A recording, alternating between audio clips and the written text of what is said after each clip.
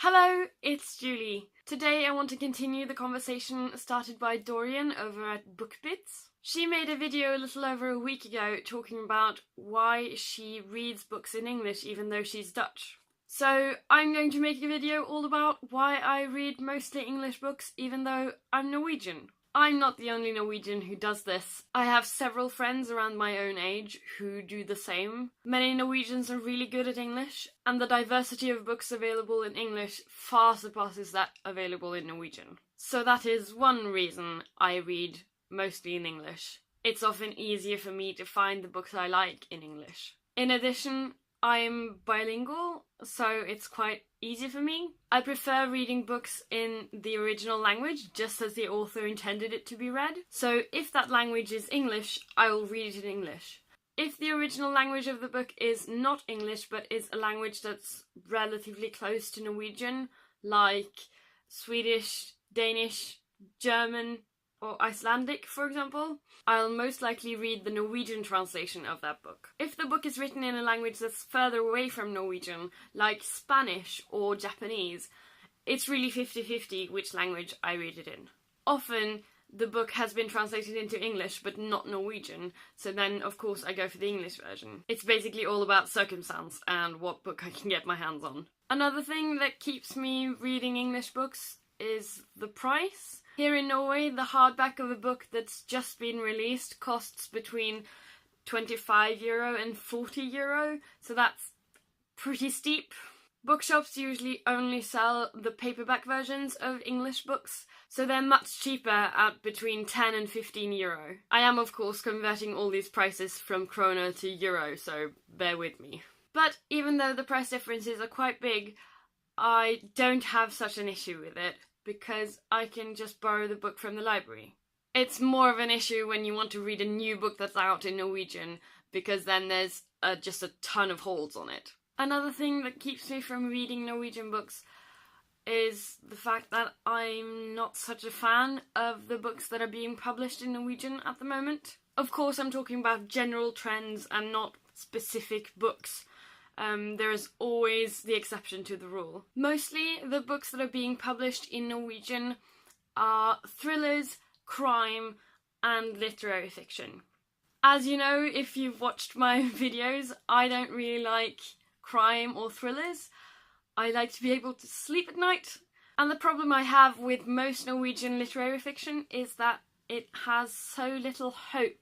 I find that when I read English books, even though horrible things are happening in them, there's a sense of hope, and I don't see that in most of the Norwegian literary fiction I've read. And by read, I mean tried until I couldn't take the hopelessness anymore. So, since I prefer to not read bleak and hopeless books, I'm excluded from a lot of the Nordic literature. I have one exception to tell you about. It's a book called The History of Bees by Maja Lunde.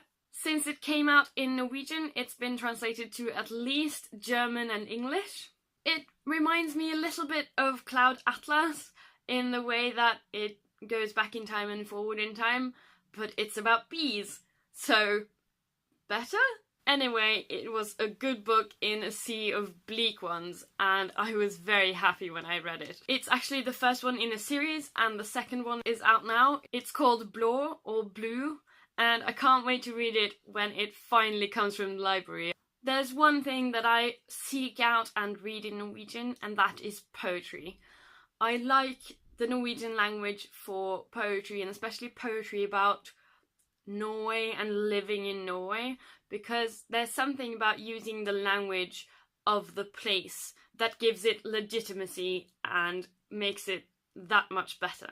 I have a bit of a complicated relationship with the two languages I know. My everyday spoken language is Norwegian and has been for most of my life, but as I've grown up, I've read more and more English books, and my entire curriculum in university was in English. There's so much media directed at me that's in English, and this has led to me kind of having one spoken language and one written language. I find this kind of sad, because when I try to read things in Norwegian, which is, after all, one of my mother tongues, I often feel like there's a veil in between me and the text, and that the emotional impact of the text isn't as strong as if I'd read it in English. I'm trying slowly but surely to come back to Norwegian as a written language and really understand it again.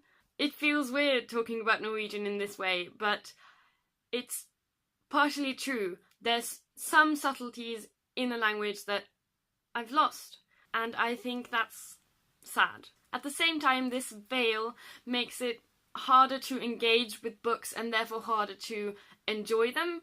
I really want to read books in their original language, but when it comes in the way of enjoying the book, I don't know what to choose. This stops me from reading Norwegian classics such as Kristin Lavransdatter by Sigrid Undset.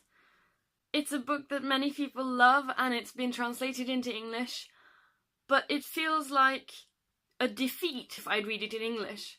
At the same time, it's not only written in Norwegian, it's written in an old form of Norwegian, which is even harder to read and enjoy and be engaged in. So now you've heard my good and not so good reasons for reading mostly English books. Do you have any of the same problems with two languages to choose between and not knowing what to do? Tell me in the comments and we can continue the discussion there. I'll keep you posted on my journey to finally read Kristin Lavransdatter. I don't know if I'll read it over Christmas or maybe next summer or in 2 years, but I'll keep you posted. And I'll see you next time. Ha det!